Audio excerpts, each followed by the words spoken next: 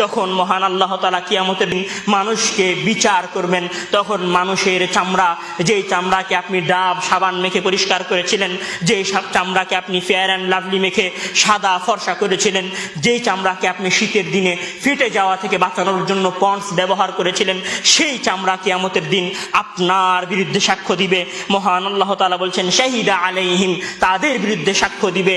বান্দার বিরুদ্ধে তার সামউহুম, তার কান সাক্ষ্য দিবে, ওয়া আবসারুহুম, তার চক্ষু সাক্ষ্য দিবে, ওয়া জুলুদুহুম, তাদের শরীরের চামড়া সাক্ষ্য দিবে, বিমা কানু ইয়ামালুন, যা তারা করেছে সেই বিষয়ে। ওয়া ক্বালু লিজুলুদিহিম লিমা শাহিদতুম আলাইনা, সেই দিন আপনি আফসোস করে বলবেন আপনার চামড়াকে উদ্দেশ্য করে, লিমা শাহিদতুম আলাইনা, হে আমার শরীরের চামড়া, 100 টাকার সাবান ব্যবহার করে আমি তোমাকে চকচকে ঝকঝকে রেখেছিলাম, সুন্দর ফল ফ্রুট খেয়ে আমি তোমাকে তরুতাজা রেখেছিলাম, আজকে তুমি আমার বিরুদ্ধে সাক্ষ্য দাও। তখন চামড়া, আপনার চক্ষু, আপনার দৃষ্টিশক্তি, আপনার কান আপনার বিরুদ্ধে গিয়ে বলবে।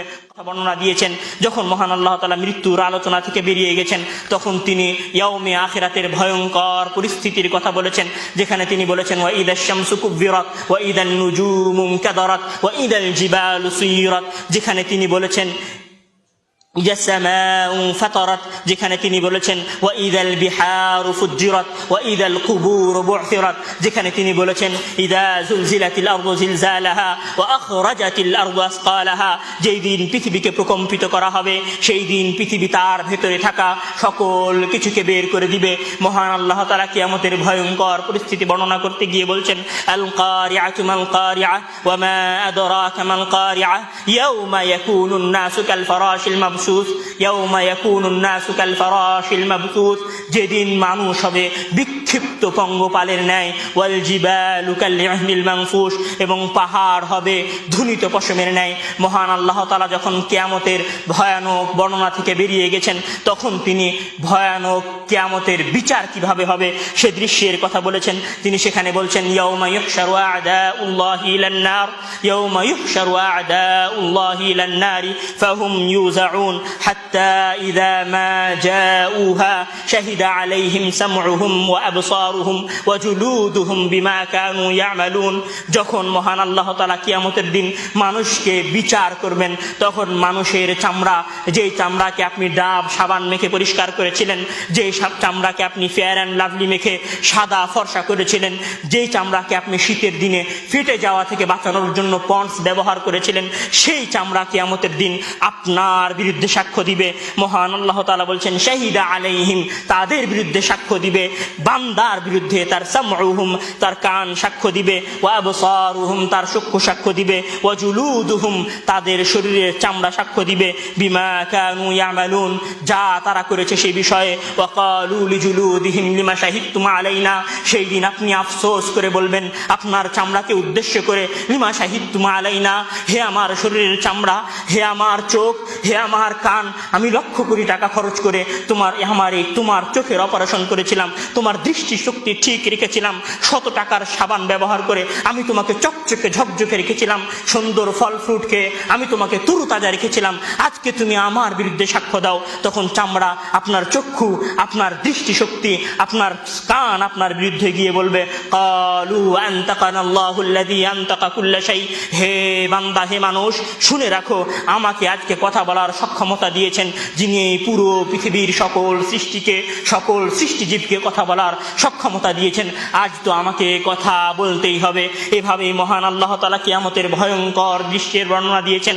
কিয়ামতের ভয়ঙ্কর দৃশ্যের বর্ণনা দিতে গিয়ে তিনি বলছেন ফাইযা জাআতিস সাখা ইয়াউমা ইয়াফিরুল মারউ মিন আখিহি ওয়া উম্মিহি ওয়া আবিহি ওয়া সাহিবাতিহি ওয়া বানিহি, সেই দিন কিয়ামতের পরিস্থিতি এত ভয়াবহ হবে যে সন্তান তার 10 মাস 10 দিন গর্ভে ধারণকারী মাকে রেখে পালিয়ে যাবে।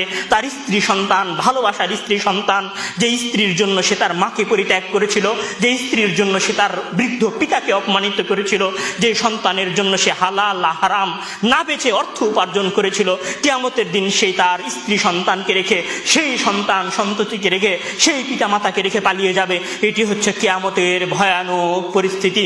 মহান আল্লাহ তাআলা কিয়ামতের ভয়ানক পরিস্থিতির বিচারের দৃশ্য থেকে যখন আমল নামার দেওয়া দৃশ্যে চলে গেছেন, তখন তিনি বলছেন ফাআম্মা মান উতিয়া কিতাবাহু বিয়ামিনিহি ফায়াকুলু হাউম ইকরাউ কিতাবিয়া। সেই দিন যার আমল নামা ডান হাতে দেওয়া হবে সে বলবে হাউম ইকরাউ কিতাবিয়া, আসো আমার আমল নামা পড়ো, ইন্নী মুলাকিন হিসাবিয়া, নিশ্চয় আমি বিশ্বাস স্থাপন করতাম যে আমি আমার প্রতিপালকের সামনে আমার আমল নামার আমার দুনিয়াবী জীবনের হিসাব দিতে হবে। ফাআম্মা, অন্যত্র কিছু আয়াত পরে মহান আল্লাহ তাআলা কাফের ব্যক্তিকে আমল নামা দেওয়ার কথা বলছেন। ফাআম্মা মান উতিয়া কিতাবাহু বিশিমালি, আর যার আমল নামা তার বাম হাতে দিয়ে দেওয়া হবে। ফায়াকুলু ইয়া লাইতানি লাম উতা কিতাবিয়া, হায় যদি আমার আমল নামা আমাকে না দেওয়া হতো। হালাকা আন্নি সুলতানিয়া, সে বলবে আমার বাদশাহিত্ব আমার রাজত্ব তো আজ ধ্বংস হয়ে গেল। তখন মহান আল্লাহ তাআলা তাকে উদ্দেশ্য করে বলবেন খুদুহু ফাগুল্লু সুম্মাল জাহিমা সাল্লু, তোমরা তাকে ধরো, পাকড়াও করো এবং জাহান্নামের মধ্যে নিক্ষেপ করো। এভাবে মহান আল্লাহ তাআলা পবিত্র গ্রন্থের মধ্যে মানুষের মৃত্যু থেকে নিয়ে শুরু করে জান্নাত এবং জাহান্নামে যাওয়া এবং যাওয়ার পরের পরবর্তী সময় পর্যন্ত বিবরণ দিয়েছেন, বর্ণনা করেছেন। বলছিলাম মহান আল্লাহ তাআলা পবিত্র কোরআনের মধ্যে মোট 5 বিষয়ের আলোচনা করেছেন।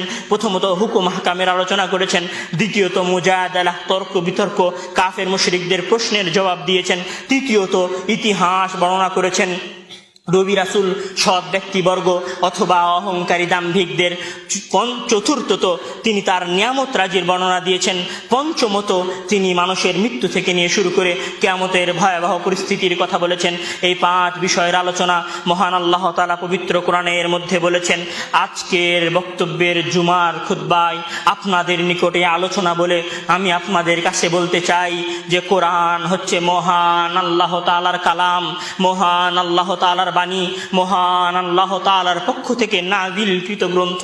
যিনি এই পৃথিবীর রাজাধিরাজ, যিনি এই পৃথিবীর সৃষ্টিকর্তা, তার গ্রন্থ সময় ফুরে গেলে, মৃত্যু চলে আসলে এক আয়াত পড়ে বোঝার, এক আয়াত পড়ে ভীত সন্ত্রস্ত হওয়ার সুযোগ হবে না।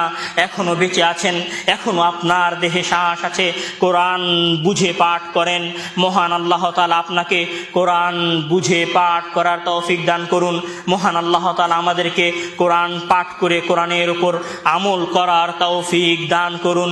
এ দাবি, এ দাওয়া মহান আল্লাহর দরবারে রেখে আজকের সংক্ষিপ্ত জুমার খুতবা এখানেই শেষ করছি। সাল্লাল্লাহু আলাইহি ওয়াসাল্লাম ওয়া আখির দাওয়ানা আলহামদুলিল্লাহি রাব্বিল আলামিন।